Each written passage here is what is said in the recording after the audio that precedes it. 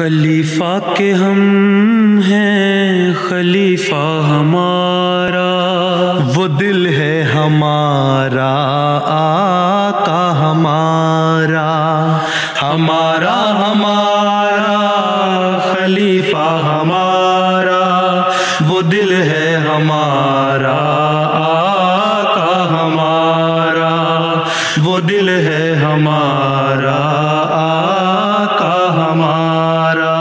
আসসালামু আলাইকুম ওয়া রাহমাতুল্লাহি ওয়া বারাকাতুহু। মুসলিম টিভির বার্তা বিভাগে আপনাদের স্বাগত জানাচ্ছি। আজ আমরা শুরু করব হুজুর রাদিয়াল্লাহু তাআলা বিন নাসিল আজিজের সাথে অনুষ্ঠিত ভারতের 1 ঘণ্টাব্যাপী একটি ভার্চুয়াল মোলাকাতের বিশেষ কিছু অংশ প্রদর্শনের মাধ্যমে।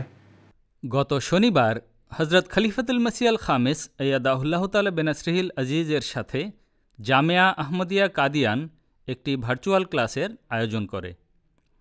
পবিত্র কুরআন থেকে তিলাওয়াতের মাধ্যমে ক্লাসটি শুরু হয়। এরপর একটি নজম পরিবেশন করা হয়। এ সময় কাদিয়ানের একটি ভিডিও দেখানো হয়। منظوم کلام سیدنا حضرت اقدس مسیح موعود علیہ الصلاۃ والسلام۔ ہمیں اس یار سے تقویٰ عطا ہے، نہ یہ ہم سے کہ احسان خدا ہے،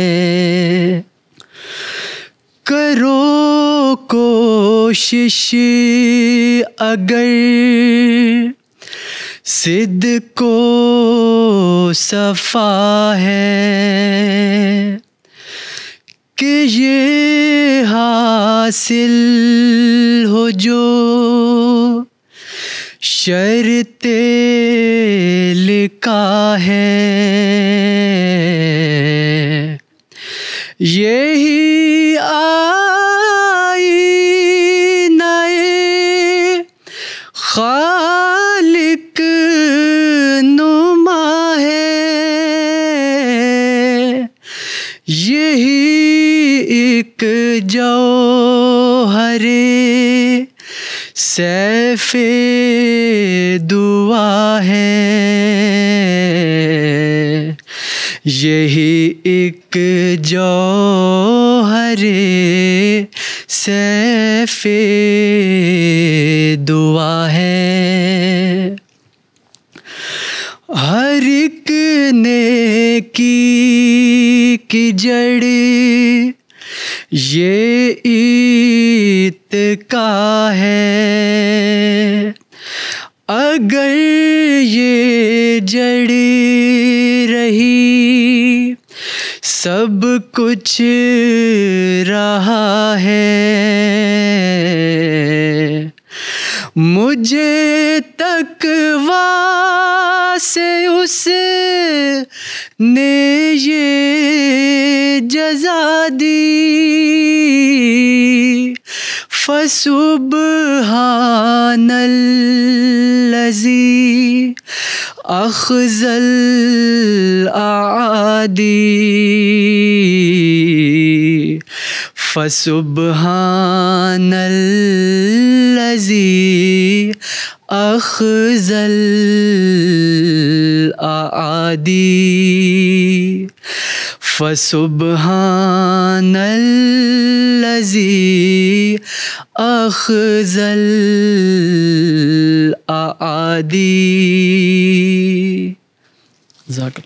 এরপর কয়েকটি প্রেজেন্টেশন উপস্থাপন করা হয়, যার মধ্যে জামিয়া আহমদিয়া কাদিয়ানের ওপর একটি সাধারণ প্রতিবেদন ছিল। बिस्मिल्लाहिर्रहमानिर्रहीम। प्यारे हुजूर, जामिया अहमदिया कादियान को ये शर्फ हासिल है कि इसकी बुनियाद हज़रत अक़दस मसीह मऊद अलैहिस्सलाम ने अपने दस्त मुबारक से रखी। यूं जामिया अहमदिया कादियान को दुनिया भर के जामियात के बानी होने का एज़ाज़ हासिल है। जामिया अहमदिया कादियान में इस वक्त 238 तलबा ज़ेर तालीम हैं। इनमें वाक़फ़ीन नौ की तादाद 84 है। दर्ज हिफ्ज़ में 12 तलबा कुरान करीम हिफ्ज़ कर रहे हैं और इस वक्त जामिया अहमदिया में 25 असातिज़ा खिदमत की तौफ़ीक पा रहे हैं। প্রেজেন্টেশনের পর একটি প্রশ্নোত্তর পর্ব অনুষ্ঠিত হয়। پیارے حضور، میرا یہ سوال تھا کہ آپ کے 2005 کے دورہ ہند کے بعد قادیان کے ہر ڈپارٹمنٹ میں بہت بہتری پیدا ہوئی ہے اور قادیان پہلے سے کافی زیادہ خوبصورت بھی ہو گیا ہے. اگلا سوال یہ ہے کہ دوبارہ کب آ رہے ہیں؟ جی جی حضور. تو میری تو خواہش ہے کہ میں آؤں. شاید میں پچھلے سال بھی آ جاتا یا اس سے پچھلے سال بھی آ جاتا، لیکن وہ حالات کی وجہ سے موقع نہیں ملا. 2008 میں آنے کی کوشش کی تھی تو ساؤتھ انڈیا کا دورہ کر کے واپس چلا گیا، اور یہی مشورہ ہوا تھا کہ نہیں جانا چاہیے فی الحال ان حالات کی وجہ سے. دیکھیں کب لگتا ہے اور کب اجازت ہوتی ہے، پھر آپ کے پاس آ کے دیکھ لیں گے. اس وقت تک آپ فیلڈ میں ہوتے ہیں یا طالب علم ہی ہوتے ہیں اس وقت جامعہ کے، اور پھر آپ سے کلاس ہوتی ہے یا فیلڈ کے مربیان کے ساتھ ملاقات ہوتی ہے اس صورت میں آپ سے. تو دیکھیں جس طرح اللہ تعالیٰ موقع پیدا کرے گا انشاءاللہ آئیں گے. جی حضور انشاءاللہ. جزاک اللہ حضور. حضور، ہر احمدی کی یہ دلی تڑپ ہوتی ہے کہ اس کا خلیفہ وقت کے ساتھ ذاتی تعلق ہو اور حضور اسے ذاتی طور پر جانتے ہوں. تو حضور میری یہ خواہش کس طرح پوری ہو سکتی ہے؟ اچھا، آپ خط لکھتے ہیں مجھے؟ جی حضور. اچھا جی. فیکس کرتے ہیں تو ڈاک میں لکھتے ہیں؟ حضور بعض دفعہ فیکس تو بعض دفعہ جی میل کے ذریعے. اس پہ ایک کونے پہ اپنی تصویر لگا دیا کریں، ہاں تو پتہ لگ جائے گا کہ سعید ملکانہ صاحب کا خط آیا ہے، ہاں، اور ایسے ایسے یاد ہو جائے گا. کئی ہوشیار طالب علم جو ہیں مختلف جامعات کے، وہ اس طرح ہی کرتے ہیں، اپنی تصویریں لگا دیتے ہیں، پھر ایسا ایسا ان سے تعارف ہو جاتا ہے. اور یو کے میں رہنے والے تو ویسے ہی میں کیونکہ ملاقات کرتا رہتا ہوں اس لیے پہچان لیتا ہوں ان کو. تو اور ساتھ یہ دعا کریں کہ صرف تعلق ہونا یا پہچان لینا تو کوئی بات نہیں ہے. جو خلیفہ وقت کے منصوبے ہیں، ان کی باتیں ہیں، ان پر عمل کرنا اور عمل کروانا، یہ اصل چیز ہے.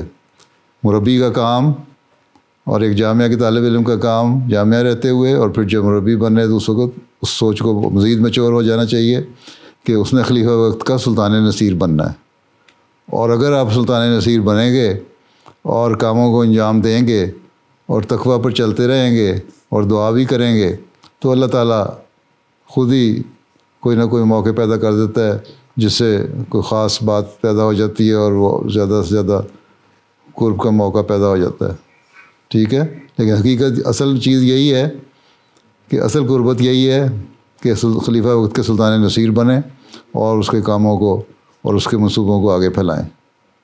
ٹھیک ہے جی حضور. چلیں.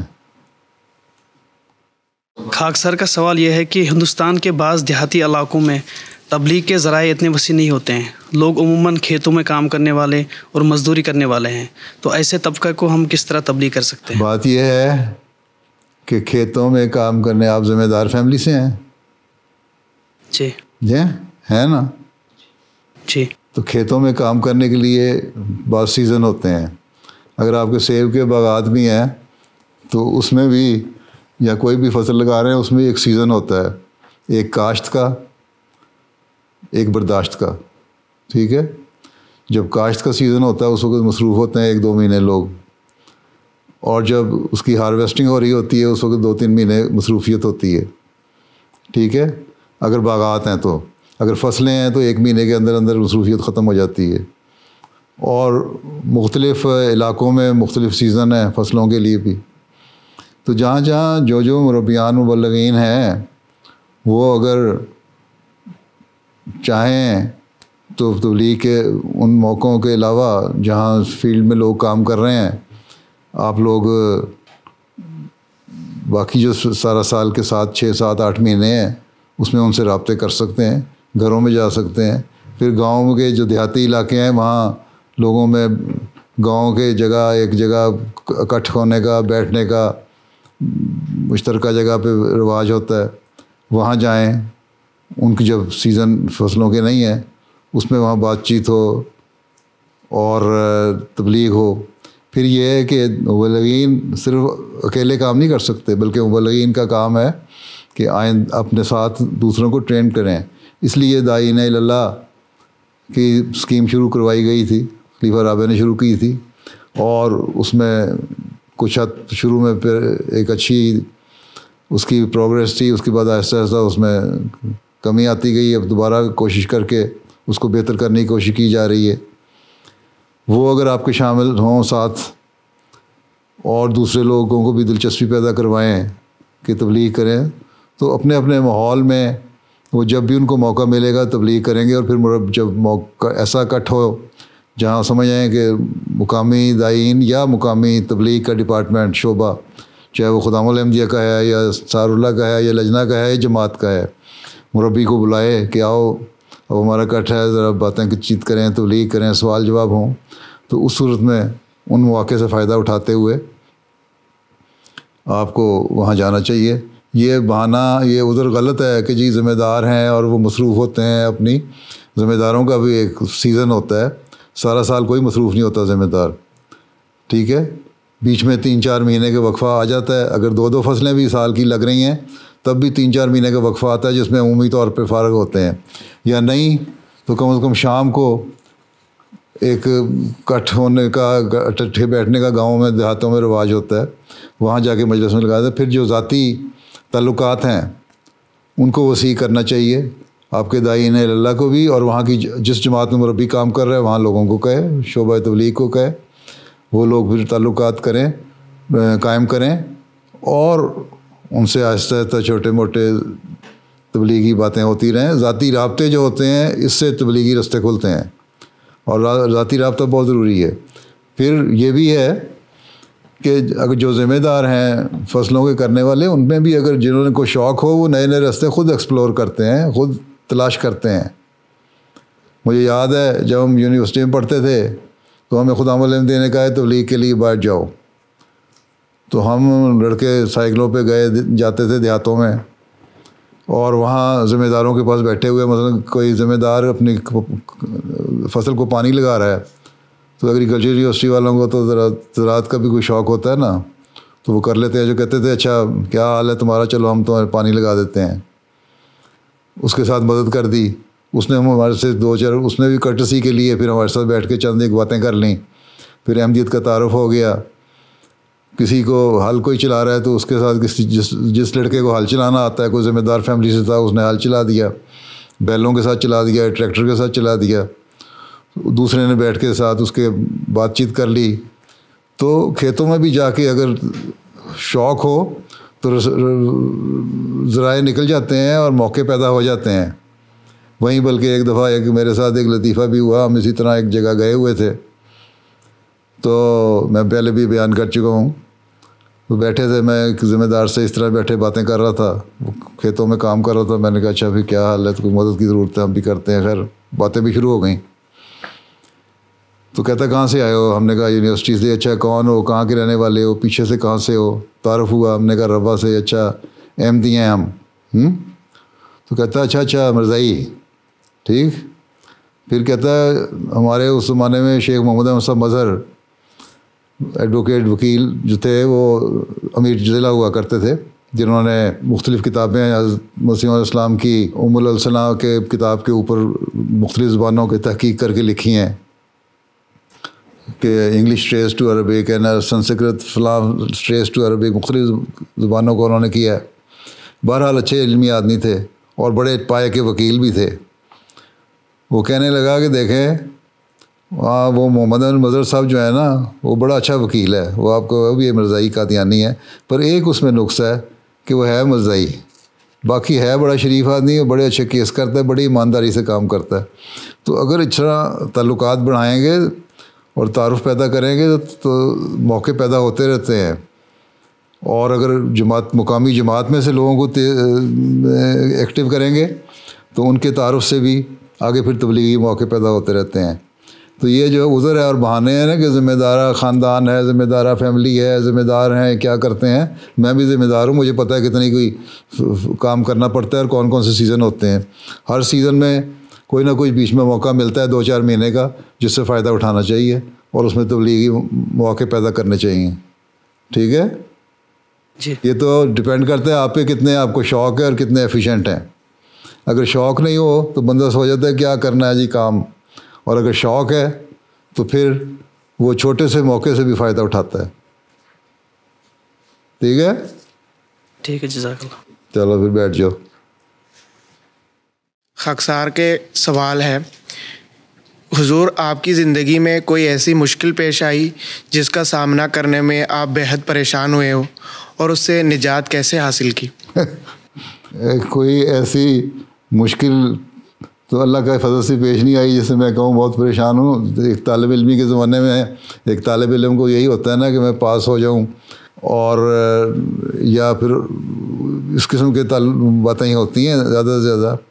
تو اس میں یہی ہوا کہ جب ہم اللہ کے سامنے جھکے، اللہ سے دعا کی، رو رو کے دعا کی، تو اللہ تعالیٰ نے ایسی رستے اور سبیل پیدا کر دی کہ اس مشکل سے گزار دیا. میرے ساتھ تو یہی تجربہ ہوا ہے. اللہ تعالیٰ نے جہاں کوئی چھوٹی میں کہہ سکتا کہ ایسی مشکلات پیش ہوئی کہ میں بڑے پریشان ہو جاؤں. ہاں، طالب علمی کے زمانے میں پریشانیاں ہوتی تھیں، پھر آخر میں اللہ تعالیٰ کی مدد سے پڑھائی کا مسئلہ بھی حل آ جاتا تھا. لیکن آپ لوگ یہ نہ کریں کہ اللہ تعالیٰ کو آزمانے لگ جائیں اور پڑھائی نہ کریں اور پھر کہیں کہ اللہ تعالیٰ ہم پاس کر دے. آپ لوگوں کو بہرحال محنت کرنی چاہیے، اور اگر کہ ایسی کوئی مشکلات پیش آ جائیں تو اللہ سے مانگے. جب خالص ہو کے اللہ تعالیٰ کے آگے انسان جھکتا ہے تو پھر اللہ تعالیٰ اس کو قبول بھی کر دیتا ہے. دعا اور صدقہ خیرات جو ہے وہ مشکلات کو دور کر دیتی ہے.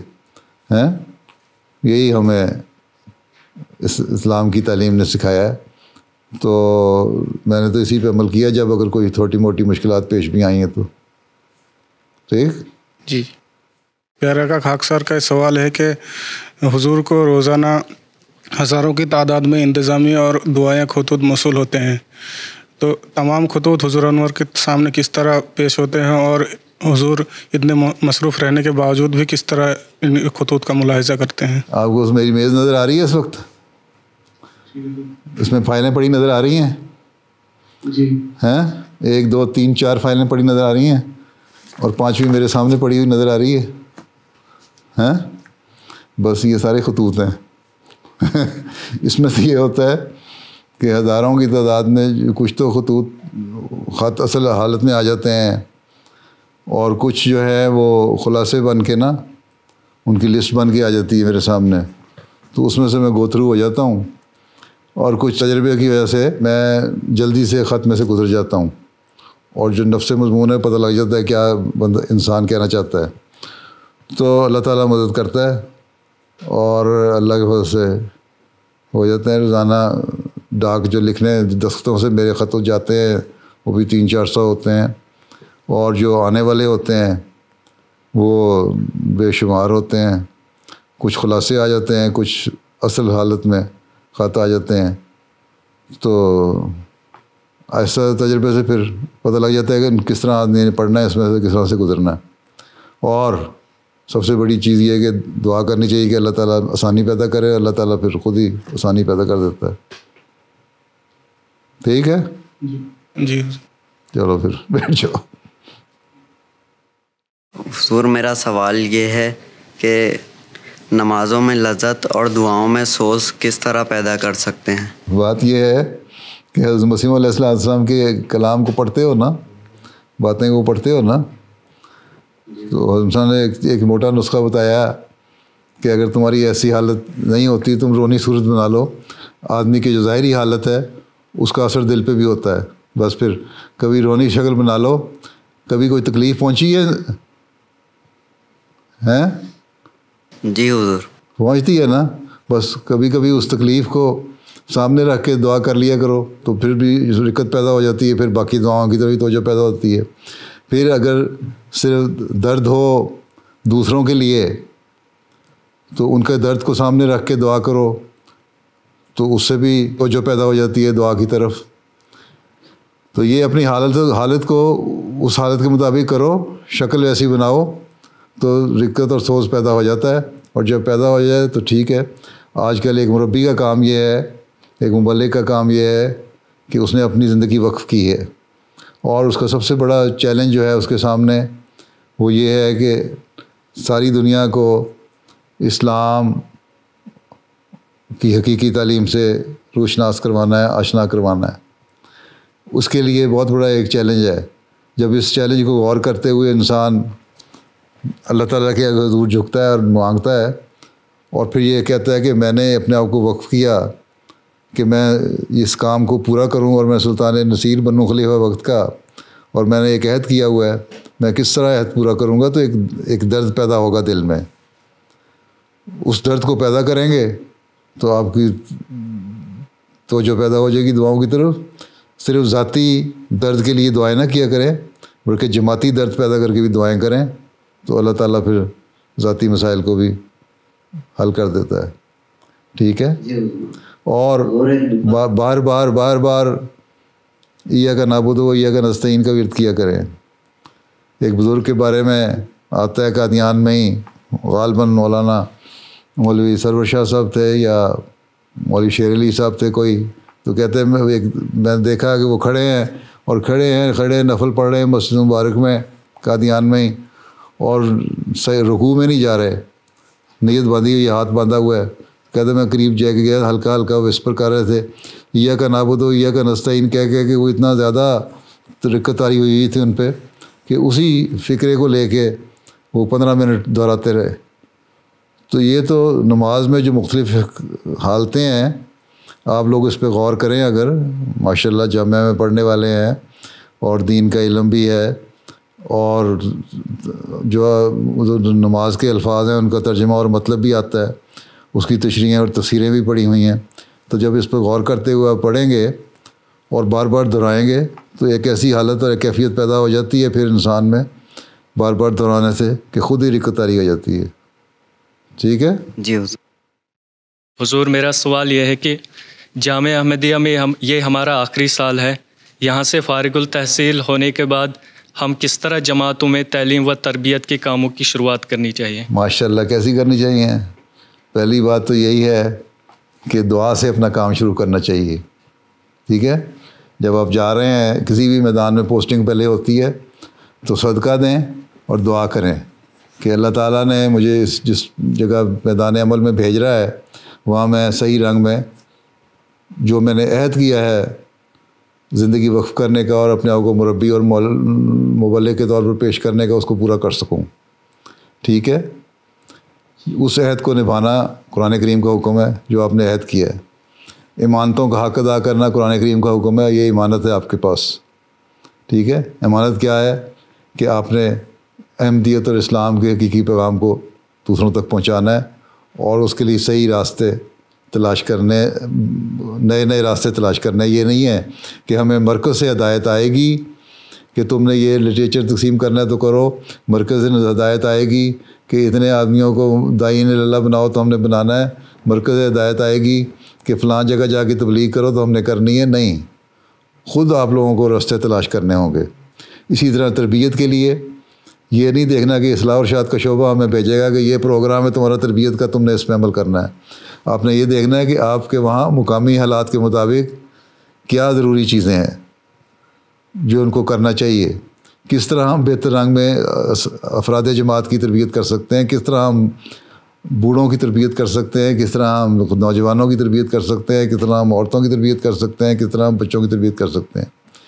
پھر خطبات میں، تقریروں میں براہ راست کسی پہ ایسا تاثر نہیں دینا جس سے کسی کو یہ شک پیدا ہو کہ شاید یہ باتیں میرے متعلق کی جا رہی ہیں، میری کمزوریوں کو اجاگر کیا جا رہا ہے. ایک جنرل سی بات کر کے حوالے دے کے باتیں کرنی ہیں. ماشاءاللہ داڑھی تو آپ کی ایسی ہے کہ آپ کو انصار بھی قبول کر لیں گے اور خدا بھی قبول کر لیں گے ہیں تو اس لحاظ سے اپنے تربیتی پروگرام بنائیں. پھر یہ ہے کہ اگر کہیں جماعتوں میں دیکھیں کہ فریقین میں آپس میں رنجشیں ہیں، ان رنجشوں کو دور کرنے کی کوشش کریں. مربی کا یہ کام ہے کہ وہ کسی بھی جو ہے فریق اس کے طرف جھکاؤ نہ رکھنے والا ہو. انصاف کا تقاضا یہ ہے کہ ہر فریق سے اس کا تعلق اچھا ہو. اگر کسی فریق میں صلح کرانے جا رہے ہیں تو جس کے گھر میں بھی صلح کروانے جا رہے ہیں، جب تک ان لوگوں کی صلح نہیں ہو جاتی اور وہ آپس میں ایک نہیں ہو جاتے، سب رنجشیں اور قدورتیں دور نہیں ہو جاتی ہیں، اس وقت تک صلح کرانے کے پروسیس کے دوران نہ آپ نے ایک فریق کے گھر سے چائے پینی ہے، پانی پینا ہے، نہ دوسرے فریق سے گھر سے چائے پینی ہے، پانی پینا ہے. گھر سے چائے پی کے پانی پی کے جائیں اور کہہ دیں بھئی میں تو صلح کروانے کے لیے آیا ہوں، تم لوگوں کو سمجھانے کے لیے آیا ہوں، اور تم لوگوں کے بھائی چارہ اور محبت پیدا کروانے کے لیے آیا ہوں، جس طرح قرآن کریم کا جس طرح کے حکم ہے تو اس لیے میں تمہارے گھر سے کھانا پینا اس وقت تک نہیں کروں گا جب تک تم اللہ اور رسول کی یہ بات نہیں مان لیتے. ٹھیک ہے. ان سے پھر دوسری یہ ہے کہ ہر گھر میں جا کے ان سے ایک ذاتی تعلق پیدا کریں. جس جماعت میں بھی آپ تعینات ہوتے ہیں وہاں جائیں اور اس گھر کے ساتھ اس جماعت کے ہر گھر کے ساتھ ایک ذاتی تعلق ہو. ٹھیک ہے. آنا جانا ہو، اٹھنا بیٹھنا ہو، اس کے نوجوانوں سے، ان کے بوڑھوں سے، ان کے بزرگوں سے تعلق آپ کا ہو. وہ سمجھیں کہ ہم مربی صاحب یہ آئے ہیں، ہمارے ہمدرد ہیں، اور اتنا اعتماد پیدا ہو جائے کہ ہر شخص آپ سے راز کی بات کرنے والا ہو، اور پھر اس راز کو اپنے دل میں آپ دفن کرنے والے ہوں. یہ نہیں ہے کہ ایک جگہ کا راز سنا اور دوسری جگہ جا کے بیان کر دیا، یہ بھی امانت میں خیانت ہے. ٹھیک ہے. تو اس طرح اور بہت ساری چیزیں ہیں. جب یہ ذاتی تعلق پیدا ہو جائیں گے تو آپ دیکھیں آپ کی بات کا اثر بھی ہوگا. جماعت کا ہر فرد پھر آپ کی بات مانے گا، اور وہ جماعت آپس میں بھی پیار اور محبت سے تعلقات قائم کرنے والی بن جائے گی. ٹھیک ہے مولانا جی، جزاک اللہ. چلو پھر اللہ حافظ و ناصر ہو. السلام علیکم ورحمۃ اللہ وبرکاتہ. السلام علیکم ورحمۃ اللہ وبرکاتہ.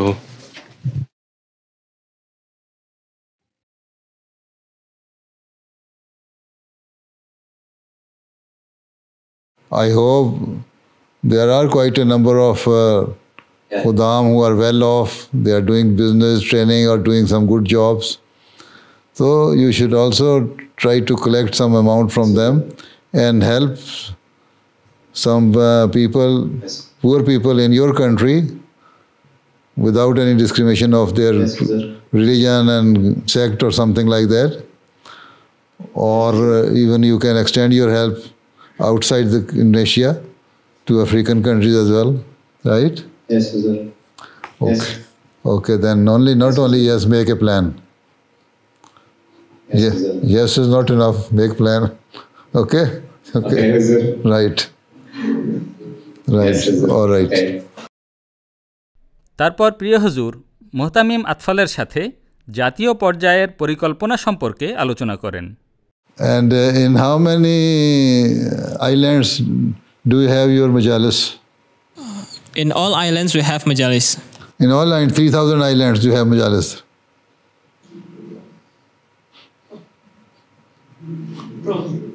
Huh? Maksud saya di setiap provinsi, Huzur. I mean in every province. Province, acha. So you should try to establish your majlis in each and every island. Ask your tabligh department to do more tabligh and go to each and every island. Inshallah, Huzur. Do you print the magazine or no? Not yet. Periode sebelumnya kita sudah pernah mencetak dan diberi nama Gema.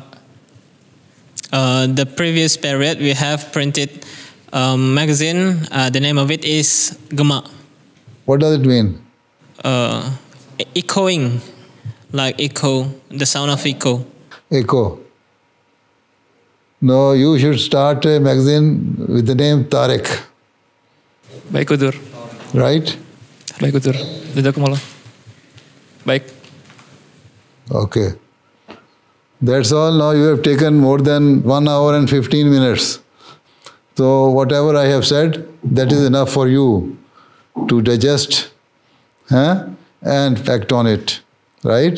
Do you want to say anything? Yes, sir. Sadr Sahab? Do you want to say anything or not? Mohon doa untuk MK Indonesia, Huzur. Dan kami menantikan Huzur datang ke Indonesia. Please pray for us, Huzur, and we hope Huzur come to Indonesia. Okay, inshallah ta'ala. Allah ta'ala bless you all. And so you translator, what do you do? I'm a Murabi, Huzur. Murabi, I'm teaching in Jamia, English. You are teaching English in Jamia? Yes, Huzur. Where did you learn English from? After graduating in Jamia, I took bachelor degree majoring in English literature अच्छा Now I'm also following postgraduate. Huzur, please pray for me. अच्छा माशाल्लाह, this is why your English is good. Urdu भी आती है कि नहीं? थोड़ी थोड़ी हुजूर। थोड़ी हुजूर। उर्दू को भी ठीक करो, मुरब्बी हो तो। हाँ, you should improve your Urdu as it should be of the same level as your English is. Inshallah, Huzur, I will. Please pray for me. I will do it, inshallah. Okay, assalamu alaikum. Allah Hafiz. Wa alaikum salam wa rahmatullah. এই ছিল দুটি virtual মোলাকাতের বিশেষ কিছু মুহূর্ত, যা গত সপ্তাহে অনুষ্ঠিত হয়েছিল। এখন আমরা চলে যাব আমাদের অনুষ্ঠানের সর্বশেষ অংশে, যেখানে আমরা শুনব জুমার খুতবার বিশেষ কিছু অংশ। এবারের জুমার খুতবাতেও প্রিয় হুজুর বদরি সাহাবীদের স্মৃতিচারণ অব্যাহত রাখেন। हज़रत इब्ने अब्बास बयान करते हैं कि नबी सल्लल्लाहु अलैहि वसल्लम ने হযরত ইবনে আব্বাস বর্ণনা করেন, अपने असहाब से फरमाया মহানবী সাল্লাল্লাহু আলাইহি ওয়াসাল্লাম বদরের যুদ্ধের দিন তার সাহাবীদের সম্বোধন করে বলেছেন যে আমি জানতে পেরেছি বনু হাশিম এবং অন্য কিছু লোক বাধ্য হয়ে কুরাইশের সাথে এসেছে, তারা আমাদের সাথে যুদ্ধ করতে চায় না। অর্থাৎ তোমাদের কারো যদি বনু হাশিমের কারোর সাথে মুখোমুখি হয় তাকে যেন হত্যা না করে, আর যে আবুল বখতারের সাথে যার দেখা হবে সে যেন তাকে হত্যা না করে, যে আব্বাস বিন আব্দুল মুত্তালিবের সাথে যার যুদ্ধ হবে সে যেন তাকে হত্যা না করে, কেননা তারা বাধ্য হয়ে কুরাইশের সাথে এসেছেন। হযরত ইবনে আব্বাস বর্ণনা করেন, হযরত আবু হুযাইফা বিন উতবা বলেছে, আমরা আমাদের পিতা, পুত্র, ভাই এবং আত্মীয় স্বজনকে হত্যা করব আর আব্বাসকে হত্যা করব না। আল্লাহর কসম, আমি যদি আব্বাসকে পাই তাকে অবশ্যই হত্যা করব। বর্ণনাকারী বলেন যে এই সংবাদ মহানবীর কাছে পৌঁছলে তিনি হযরত ওমর বিন খাত্তাবকে বলেন, হে আবু হাফস। হযরত ওমর বলেন যে খোদার কসম, প্রথমবার মহানবী সাল্লাল্লাহু আলাইহি ওয়াসাল্লাম আমাকে আবু হাফস ডাক নামে ডেকেছেন। তিনি বলেন কি মহানবীর চাচার চেহারায় তরবারি মারা হবে? হযরত ওমর বলেন যে হে আল্লাহর রাসূল, যে কথা বলেছেন অনুমতি দেন তাকে শিরচ্ছেদ করি আমি। খোদার কসম, আবু হুযাইফা মুনাফিকত বা কপটতা প্রদর্শন করেছেন। হযরত আবু হুযাইফা পরে বলতেন, সেদিন আমি যে বাক্যটা বলেছিলাম আমি এর কারণে স্বস্তিতে ছিলাম না, সবসময় আশঙ্কা ছিল আমার শুধু শাহাদাতই হয়তো আমার এর প্রায়শ্চিত্ত করতে পারত। হুযাইফা ইয়ামামার যুদ্ধের দিন শাহাদাত বরণ করেছেন।